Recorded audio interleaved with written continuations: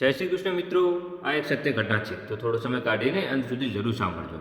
નામ પૂછવાની સાથે સામેથી કોઈ જવાબ ના મળ્યો. ડૉક્ટરે પોતાની સામે ચેર પર બેઠેલી યુવતી સામે નજર સ્થિર કરી ફરીથી પૂછ્યું, યોર નેમ પ્લીઝ.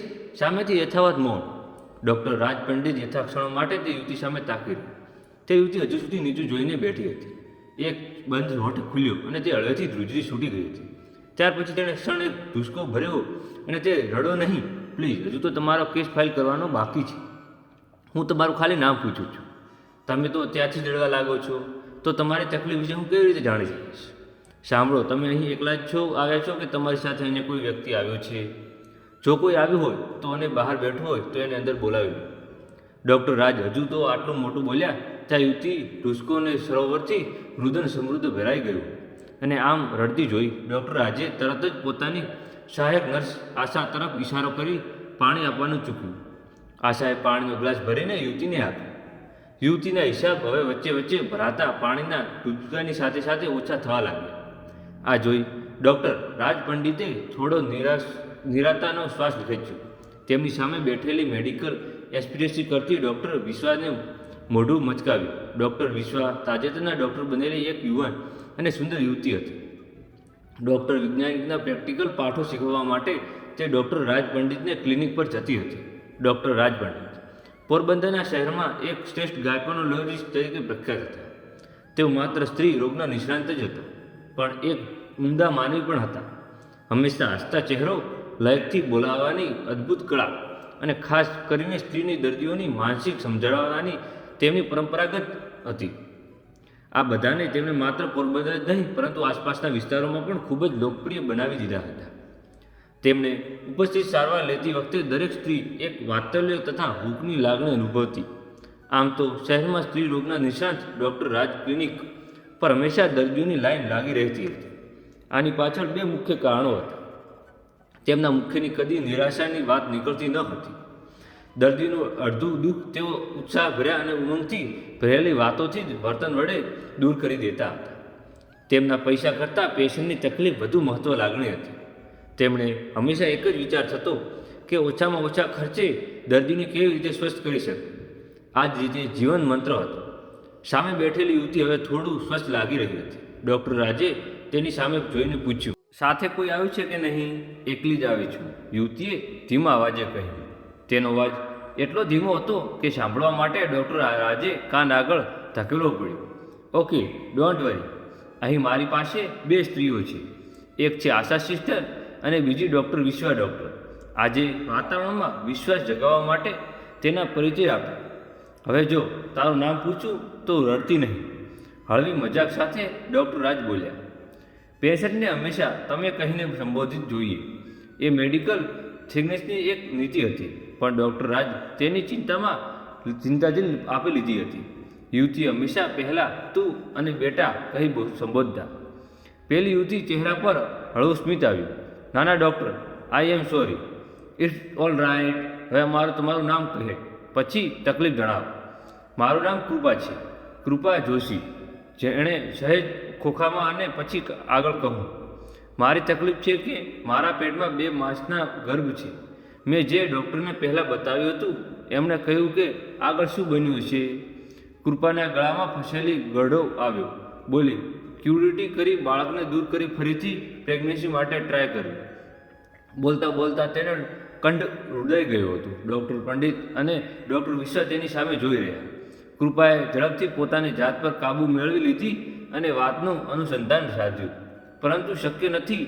મારા હસબન્ડ લક્ષરમાં હતા. એમણે રજામાં ઘરે આવ્યા હતા અને થોડા સમય સાથે રહ્યા, પરંતુ પછી તેમની ડ્યુટી પર જવાનો ઇમરજન્સી કોલ આવ્યો અને તેમને જવું પડ્યું. 25 દિવસ પહેલાં જમ્મુમાં કોઈ આતંકવાદીઓ ગોળી વાગી. એમણે બોલતા કૃપા ફરીથી રડી પડી હતી. ડૉક્ટર રાજ પંડિત ઉપરના સીલિંગ તરફ જોયું, જ્યાં કોઈ ઈશ્વર દેખાય તો નહીં કે જે કૃપા પર કૃપા વસાવી શકે. ડૉક્ટર રાજે એક ઊંડો શ્વાસ લીધો, પોતાની ખુરશી પરથી ઊભા થયા અને કૃપાની તરફ જોઈ એકદમ વિશ્વાસપૂર્વક બોલ્યા, બસ આટલી જ? આમથી જ વાત થાય છે? અરે આમ શું થઈ ગયું બેટા? હું છું ને, તારા પેટના રહેલા એક નાનકડા ફોજી એકદમ તંદુરસ્ત બતાવીશ અને ડિલિવરી પછી તેના હાથમાં રમતો ન કરું તો મારું નામ ડૉક્ટર રાજ પંડિત નહીં, સમજી? પછી એક ચપટી વગાડી. કમ ઓન ચાલ. સામેના ટેબલ પર સૂઈ જા, એટલે હું ચેકઅપ કરી લઉં. અને હા, પછી હું જે દવા લાખી આપું છું એ તારે નિયમિત ખાવી પડશે હો. એટલું કહી એમણે પોતાના અંદર વિશ્વાસ સાથે તેને એક મુખ સંવાદ શરૂ કર્યો. પ્રભુ, તમે તો જાણો છો કે અમારા મેડિકલ સાયન્સની એક સીમા છે, જ્યાં પૂરી થાય છે ત્યાંથી તમારું કામ શરૂ થાય છે.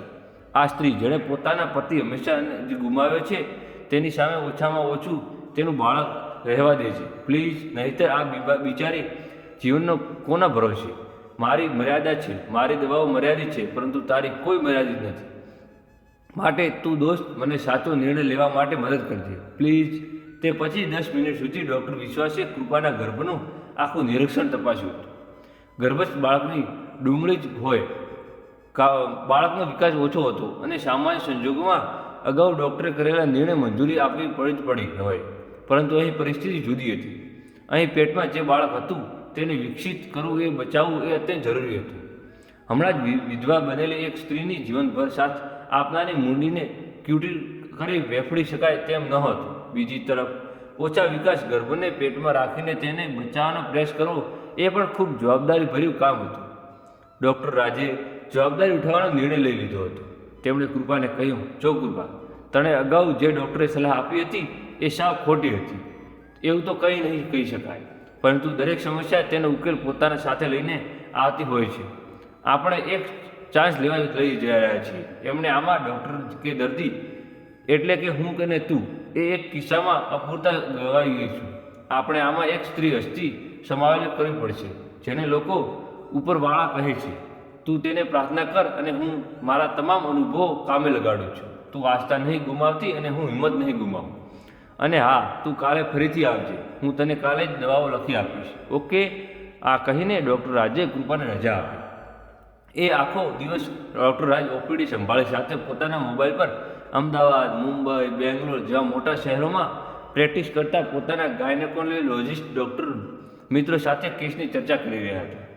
લેટેસ્ટ સંશોધન વિશે જાણતા હાથ રહ્યા અને એમને અંતે નિચોડ રૂમ સાથે બેઠેલી નવી ડૉક્ટર થયેલી ડૉક્ટર નિશા પણ આ બધું વિશાળ આંખો જોઈ રહી હતી.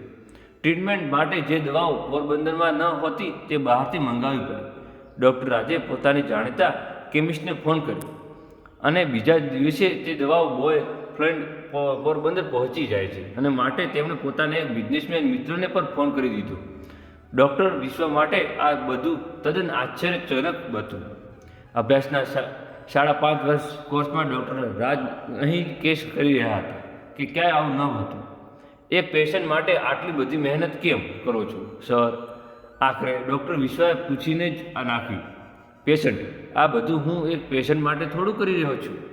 આ બધું તો હું મારી જાત માટે કરી રહ્યો છું. ડૉક્ટર વિશ્વા ફક્ત સેલ્ફ માટે. ઇનફેક્ટ હું 3 ઋણ ઉતારી રહ્યો છું. એક પ્રોમિસ નિભાવી રહ્યો છું. કોનું ઋણ સર? તેનું પ્રોમિસ. એક વાત બહુ લાંબી છે. ડૉક્ટર વિશ્વા ઘડિયાળ તરફ જોતા ડૉક્ટર રાજે કહ્યું, એ કાલે કરું. અત્યારે મેં થોડું મોડું થઈ ગયું છે. મારો પુત્ર પાર્થ આજે ડૉક્ટર બનીને બોમ્બેથી આવ્યો છે. આજે રાત્રે એને બધા સાથે રેસ્ટોરન્ટમાં જમવા જવાના છે. કાલે અમે તે વાત ચોક્કસ યાદ કરાવજો. હું અવશ્ય તને કહીશ. પ્રોમિસ. બીજે દિવસે સવારે કૃપા ડૉક્ટર ચેમ્બરમાં આવી ત્યારે તે ગઈકાલ કરતાં ઘણી વ્યસ્ત લાગતી હતી. તેની સાથે એક વૃદ્ધ યુગલ પણ હતું. Good morning Mrs Joshi. Makeup. આજે તમારી સાથે આવેલા આ લોકો તમારા સાસુ અને સસરા લાગે છે. Am I right? I am sir. પ્રથમ ડૉક્ટર મુલાકાત વખતે પણ તેઓ મારી સાથે આવ્યા હતા, પરંતુ ત્યારે ડૉક્ટરની વાત સાંભળીને તેઓ ભાંગી પડ્યા હતા. એટલે ગઈકાલે તેમને વરાળ હું એકલી જ આવી હતી. હવે મેં અહીં જઈને તેમને બધી જ વાત કરી હતી. એટલે આજે તેઓ અમને મળવા આવ્યા છે. નમસ્તે ડૉક્ટર. રાજે નમસ્તે સ્વીકાર કર્યો. પછી ટૂંકમાં આખી વિગત સમજાવી અને છેલ્લે કહ્યું, તમે ચિંતા ના કરો. કૃપા માટે મેં એકદમ આધુનિક ટ્રીટમેન્ટ નક્કી કરી છે. જે દવા અહીં નહોતી મળતી તે પણ મેં મુંબઈથી મંગાવી દીધી છે. આજ સવારે ફ્લાઇટમાં તે આવી ગઈ હશે. કહેતા ડૉક્ટર રાજે પોતે મંગાવેલી દવાઓ કૃપાને આપી ને કઈ રીતે લેવી તે સમજાવી. સાથે પૌષ્ટિક આહાર લેવાનું પણ સૂચવ્યું હતું. જતાં આહુભાવ સાથે તે દંપતી ફી અને દવાઓ રકમ વિશે પૂછ્યું. ત્યારે ડૉક્ટર રાજ બોલ્યા, નહીં, કોઈ જ નહીં. દેશની સેવા કરવાનો શહીદ થયેલા જવાનની પત્નીની ટ્રીટમેન્ટ કોઈ ચાર્જ લેવાય ખરો? બસ તમે ઈશ્વરને પ્રાર્થના કરો કે આપણી આ જ મહેનત સફળ થાય અને તમે બંને દાદા દાદી બની જાઓ. ડૉક્ટરના એ વાક્યથી ચેમ્બરમાં બેઠેલા સૌને આંખો ભીની થઈ ગઈ હતી. તે રાત્રે 9 વાગે જ્યારે છેલ્લી પેશન્ટ ચેકઅપ પૂરું થયું ત્યારે ડૉક્ટર વિશ્વાએ ડૉક્ટર રાજને ગઈકાલ આપેલા પ્રોમિસને યાદ કરાવી. ડૉક્ટર રાજે વાત શરૂ કરી. આજથી લગભગ 42 વર્ષ પહેલાંની આ વાત છે. પોરબંદરમાં આશરે 40 કિલોમીટર દૂર આવેલા સોઢાળા ગામમાં એક શિક્ષક છેલ્લાલાલ પંડિત તેમની પત્ની 2 સંતાનો સાથે નાનકડા ઘરમાં રહેતા હતા. 2 સંતાનો પૈકી સૌથી મોટું સંતાન એટલે હું. મને આજે પણ યાદ છે એ ડરામણી રાત. એ રાત્રે સવારથી જ વરસાદ પડી રહ્યો હતો. મારી માતાએ ત્રીજી ડિલિવરી માટે સાંજે જ લેબર પેન શરૂ થઈ ગયો હતો. નાનકડા ગામમાં ફ્લોરાઇડ ડૉક્ટર તો ક્યાંથી હોય? વળી વરસાદમાં માતાએ અહીં શહેર સુધી પહોંચાડવાનું કોઈ વાહન પણ મળી શકે તેમ ન હતું. રાત્રિનો અંધકાર ઘેરો બનેલો જતો અને તેટલી જ વેળામાં મારી માતાની પીડા પણ વધતી જતી હતી. મારા પિતાજી ખાસ મિત્ર ભગવાનભાઈજી ગામની દાયકાના તેડી લાવ્યા હતા. તે અંદર રૂમમાં મારી મા સાથે રહી અને આવડત પ્રમાણે મહેનત કરી રહી હતી. હું, મારી નાનકડી બહેન, પિતાજી અને ભગવાનજી કાકા બહાર પરવાળમાં બેસી માતાની છૂટવાકારી રાહ જોઈ રહ્યા હતા. અંદરથી આવતી મારી માતાની ચીસમાં અવાજ પણ રડાવી રહ્યો હતો. અંતે તે દાયકા બહાર આવી. પિતાજીને કહ્યું, આને હવે શહેરમાં લઈ જવી પડશે. પેટમાં રહેલું બાળક આડું થઈ ગયું છે. અને સૌ ગભરાઈ ગયા. એ વખતે ભગવાનજી કાકાએ પિતાજીને ધીરજ આપતા કહ્યું, તમે ચિંતા ના કરો. બાજુના ગામે મારા સંબંધીને ત્યાં પ્રસંગ છે. તે નિયમિત પોરબંદરથી એક ડૉક્ટર પણ આવ્યા છે. હું તેમને જઈને વાત કરું છું. જો તેમને અહીંયા રામ વસે તો એ આવવાને તૈયાર થઈ જશે તો તે તેડી લાવું છું. બાકી આવા વરસાદમાં બીજે કોઈ ઉપાય જ નથી. ડૉક્ટર વિશ્વા, તેમને અહીં માનો. માત્ર અડધા જ કલાકમાં ભગવાનજી કાકા રામદૂત સ્કૂટર ઉપર બેસી પડતા એ ડૉક્ટર આવ્યા અને મારી મા બચી ગઈ. તે રાત્રે ફાનસના ઓછા અજવાળામાં મેં ડૉક્ટર નહીં પરંતુ ઈશ્વરને જોયા. મને પૂછ્યું કે તું મોટો થઈને શું બનીશ? ત્યારે મારા મોટામાંથી શબ્દ સર્જા, તમારા જેવો ડૉક્ટર. એક બાળકના મોઢેથી બોલાયેલા શબ્દો માત્ર શબ્દો ન હતા, ડૉક્ટર વિશ્વા, પરંતુ મેં સમગ્ર માનવજાતને આપેલી પ્રોમિસ હતું. બાજુના ગામે પોતાના સગાને ત્યાં પ્રસંગ આવેલા એક ડૉક્ટર પ્રસંગ છોડીને મેઘલી રાજા મારી માતાને બચાવવા જતા. તે રીતે નિષ્ઠાપૂર્વક દોડી ગયા. તે ઘટના મારી ચિંતાને એવી રીતે અંકિત કરી થઈ ગઈ કે આજ સુધી મેં દરેક ગર્ભવતી સ્ત્રીના ચહેરા મારી માતાના ચહેરો દેખાય છે. અને ગાયકોનોલોજીસ્ટ તો એવી વ્યક્તિ છીએ ડૉક્ટર વિશ્વા કે જેણે ઈશ્વરે જેનું જતનપૂર્વક 9 વર્ષ સુધીના માતાના ગર્ભ સર્જન કર્યું હોય એણે કાળજીપૂર્વક બહાર લાવવાનું અને માતાના હાથમાં સોંપવાનું કાર્ય કરીએ છીએ. એમ નસીબદાર છીએ કે ઈશ્વર પોતાના સર્જન કાર્યમાં આપણને ભાગીદાર બનાવે છે. એક વાત કહું ડૉક્ટર વિશ્વા, ડૉક્ટર માટે ડૉક્ટરી કદાચ એક પ્રોફેશન હશે પરંતુ દર્દી માટે ડૉક્ટર જીવનદાતા હોય છે. એ પાઠ હું વર્ષો પહેલાં એ જ રાત્રે શીખ્યો હતો. હા, એ જ રાત્રે ડૉક્ટર વિશ્વા ભીની આંખો ભાવપૂર્વક ડૉક્ટર રાજ પંડિતને 50 વર્ષીય ચહેરા પર ચમકતી આંખોને જોઈ રહી હતી. તેમના કાનમાં શબ્દો ગુંજારી રહ્યા હતા, તુજે રબ દેખતા હૈ. મિત્રો, વાત પસંદ આવી હોય તો વિડીયોને લાઇક કરો અને લાલ બટન દબાવીને ચેનલને સબસ્ક્રાઈબ કરવાનું ભૂલશો નહીં. તેથી આવી જ નવી ઘટનાઓ પર આધારિત વાર્તાઓ તમને સમયસર સાંભળવા મળે. મિત્રો, જો હજુ સુધી તમે અમારી ચેનલને સબસ્ક્રાઈબ ના કરી હોય તો અમારી ચેનલ લાઇક કરો, શેર કરો અને સબસ્ક્રાઈબ કરો. અને આ વિડીયોને તમારા પરિવારજનોને શેર કરવાનું ભૂલશો નહીં. અને કોમેન્ટ બોક્સમાં જય શ્રી રામ લખવાનું ભૂલતો નહીં. જય શ્રી રામ, જય શ્રી રામ. ધન્યવાદ.